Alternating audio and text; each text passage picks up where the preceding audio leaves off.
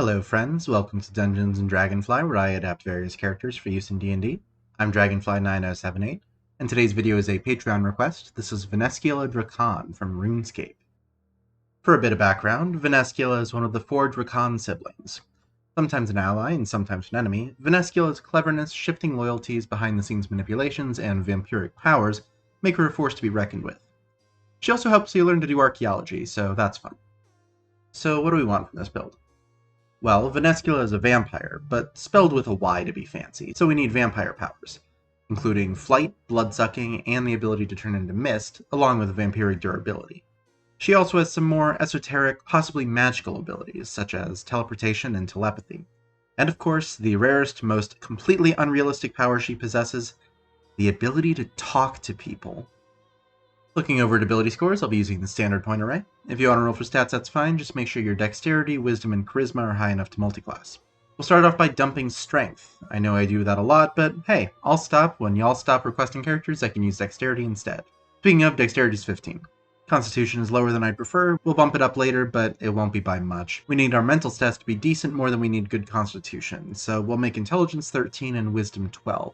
Then we'll finish up with a 14 in charisma for our good social skills. Vanescula is, of course, a vampire, so we'll use the vampire race from Planeshift Ixalan.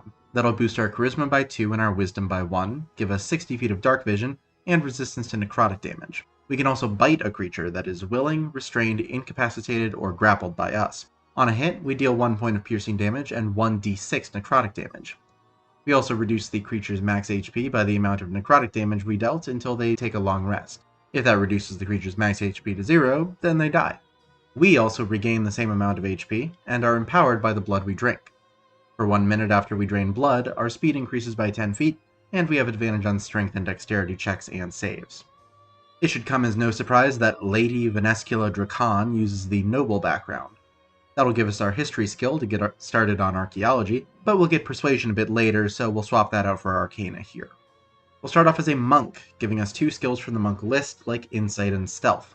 Our unarmored defense makes our AC 10 plus our dexterity and wisdom modifiers, and learning martial arts lets us use a d4 for the damage of our unarmed strikes and monk weapons, along with letting us use dexterity for their attack and damage rolls, and letting us make an unarmed strike as a bonus action after taking the attack action. At second level, we can use our wings to boost our speed by 10 feet with our unarmored movement, though we can't actually fly quite yet. We can get close though, as our key gives us Step of the Wind, which lets us dash or disengage with our bonus action, along with doubling our jump distance for the turn. We can also dodge as a bonus action with Patient Defense, or use Flurry of Blows to make 2 unarmed strikes after the attack action, instead of just the 1 for martial arts.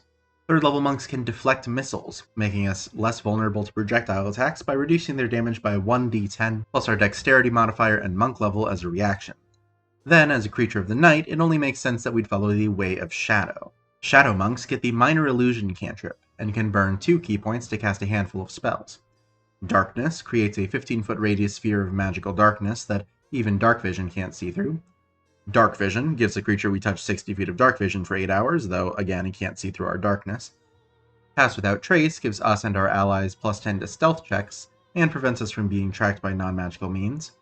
And Silence creates a 20-foot radius sphere of silence that no sound can pass through, preventing spells with verbal components from being cast, and making creatures in the sphere immune to thunder damage. At 4th level, our wings actually work. Vampiric Exultation is a feat exclusive to Ixalan vampires. Once per rest, as an action, we can gain a 30-foot flying speed for 10 minutes. This does stack with unarmored movement, by the way, so at the moment it's a 40-foot flying speed. And once our 10 minutes are up, we can still use our wings to slow our falls, reducing any falling damage we take by 5 times our monk level. Our martial arts die bumps up to a d6 at 5th level, we can make a second attack with the attack action, and when we hit with a melee attack we can burn a key point to force the creature to make a constitution save, stunning them for a round on a fail. Then at 6th level, our unarmed strikes count as magical for overcoming damage resistances, and our unarmored movement bonus bumps up to plus 15. 6th level Shadow Monks get Shadow Step. As a bonus action, if we're standing in an area of dim light or darkness, we can teleport up to 60 feet to another area of dim light or darkness that we can see. After we do, we then get advantage on the first melee attack we make before the end of the turn. I would guess it would be pretty surprising to be standing in the dark and a woman bat thing just appears out of fucking nowhere and punches you in the face, so the advantage makes sense. This is actually unlimited use, by the way. We can do it any number of times per day, we just need to be standing in dim light or darkness. At 7th level, we can end an effect of charming or frightening on ourselves as an action. We're the mastermind, we do the charming and frightening, it isn't done to us. And evasion makes us especially annoying to hit, as we only take half damage on failed dexterity saves and no damage on successful ones, rather than full damage on a fail and half on a success. Combine that with the advantage we get from our Feast of Blood, and we don't really have to worry about fireballs. With our next ability score improvement, we'll become telepathic, rounding off our wisdom to 14 and letting us speak telepathically to any creature within 60 feet of us. We can also cast Detect Thoughts without a spell slot or components once per day, and with spell slots afterwards, assuming we can get 2nd level or higher spell slots. At 9th level, our unarmored movement lets us run across liquids and up walls, which makes sense considering we, have wings. And we get more speed to do so with at level 10, as our unarmored movement bonus goes up to plus 20 feet. We also get Purity of Body, making us immune to poison and disease. Our martial arts die goes up to a D8 at 11th level, and the Way of Shadow gives us Cloak of Shadows.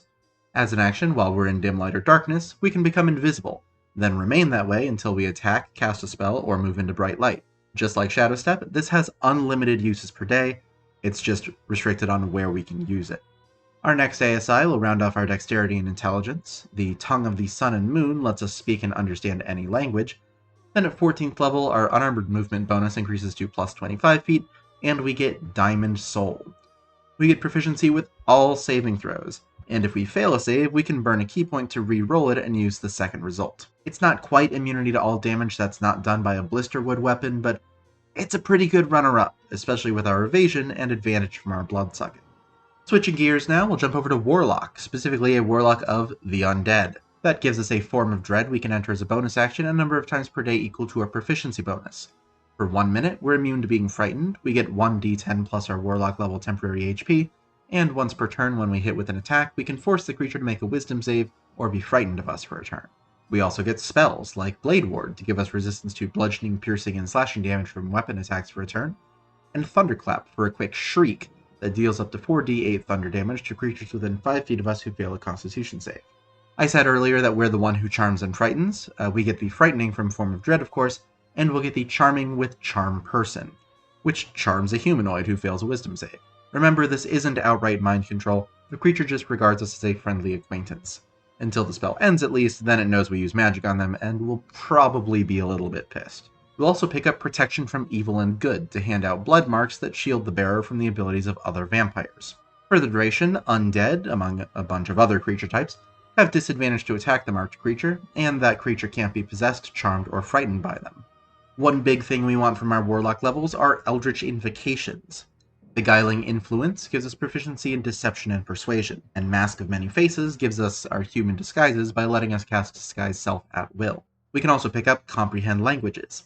I know we have the Tongue of Sun and Moon to let us understand and speak all languages, but this lets us read them too, which could be useful for archaeology. For our Pact Boon, none of them are especially in character. Vanescula doesn't have a weapon, a pet, or a spell book as far as I know, so Pact of the Talisman it is. That gives us a talisman that lets us add a d4 to one of our failed ability checks a number of times per day equal to our proficiency bonus. And we'll grab Shatter for a longer ranged shriek that affects a 10-foot radius sphere, dealing 3d8 thunder damage to any creatures in the area who fail a Constitution save, half on a success. It's especially good against creatures made of inorganic material like rock or metal, since they have disadvantage on their save. We'll boost our Constitution with our last ASI so we have more than 100 HP, and pick up Misty Step to teleport up to 30 feet even when there's no dim light or darkness around to use Shadow Step.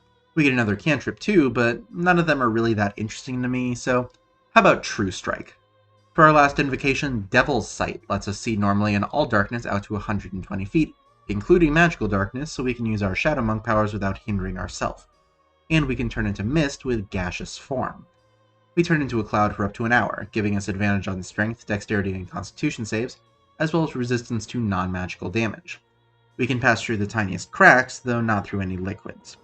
We can't cast spells or attack while we're mist, and our only form of movement is a 10-foot flying speed, but with our unarmored movement bonus, that's increased to 35 feet, so it's really not that bad.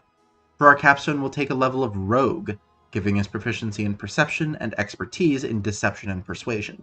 An argument could be made for taking expertise in history for our archaeology, but I think the social skills are more important to Vanescula. We can also make sneak attacks, adding an extra d6 of damage to an attack we make with a finesse or ranged weapon once per turn, as long as we had advantage on the attack or an ally within 5 feet of the attack target. Now, rules as written, of course, this does not work with martial arts, even though that effectively gives our unarmed strikes and monk weapons finesse, but whatever, we mainly came to rogue for the expertises anyway. Now that the build is complete, the question becomes, how good is it? Well, Diamond Soul is incredible. Proficiency in all saves is fantastic, and letting us reroll failed saves is ridiculous, especially since that applies to death saves as well. Plus, we have multiple ways to get advantage on our saves, as well as evasion, so we're not going to go down easy, especially since we can just turn into mist and peace out if things get too hot. We also have excellent mobility, with flight, water walking, wall walking, and at-will teleportation and invisibility, along with 55 feet of movement per turn, which can increase to 65 feet with our blood drinking. And the vast majority of our abilities are either at will or recharge on short rests, so we'll usually have most of our arsenal. About the only things that we have that recharge on long rests are Form of Dread and Pact of the Talisman, neither of which is especially crucial to the character. On the other hand, we're sitting at around 15 AC and 115 HP, so while we're really good at saving throws, we could be taken out by just, being attacked.